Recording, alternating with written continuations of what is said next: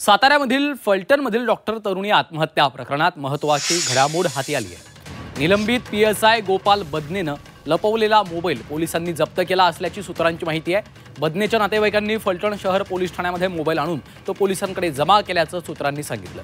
बदनेच्या मोबाईलमुळे आता या प्रकरणाच्या तपासाला गती येणार आहे। तुषार तपासे आमचे प्रतिनिधी सध्या फोन लाईनवरून आपल्या सोबत आहेत। तुषार, काय अधिकचे अपडेट्स आहेत? आपल्याला माहिती आहे की फलटण मधलं जे काही आत्महत्या प्रकरण आहे त्यामधले मुख्य संशयित आरोपी म्हणून जो पीएसआय निलंबित पीएसआय गोपाल बदने आहे आणि खरं तर तो शनिवारी हजर झाला होता, शरण आला होता पोलिसांना। तो शरण येतेवेळी मात्र त्यानं त्याचा मोबाईल पोलिसांना दिला नव्हता आणि त्यानंतरनं त्याला रविवारी ज्यावेळी न्यायालयात उभं केलं गेलं त्यानंतर त्याला जवळजवळ 5 दिवसाची पोलीस कोठडी मिळाली। या पोलीस कोठडीमध्ये पोलिसांनी ज्यावेळी त्याच्याकडे विचारणा केली मोबाईलची, त्याबद्दल तो लपवी करत होता। तो सांगायला तयार नव्हता की त्यानं मोबाईल एक्झॅक्ट कुठे ठेवलाय। याबद्दलचा बराच तपासामध्ये पोलिसांनी ज्यावेळी आणखीन त्याच्यावर दबाव टाकला त्यानंतरनं त्याच्या नातेवाईकांनी आज तो मोबाईल फलटणच्या पोलीस स्टेशनला जमा केलेला आहे।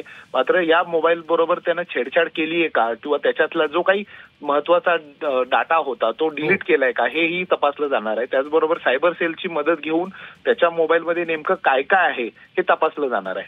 निश्चितच। धन्यवाद तुषार सविस्तर माहितीसाठी।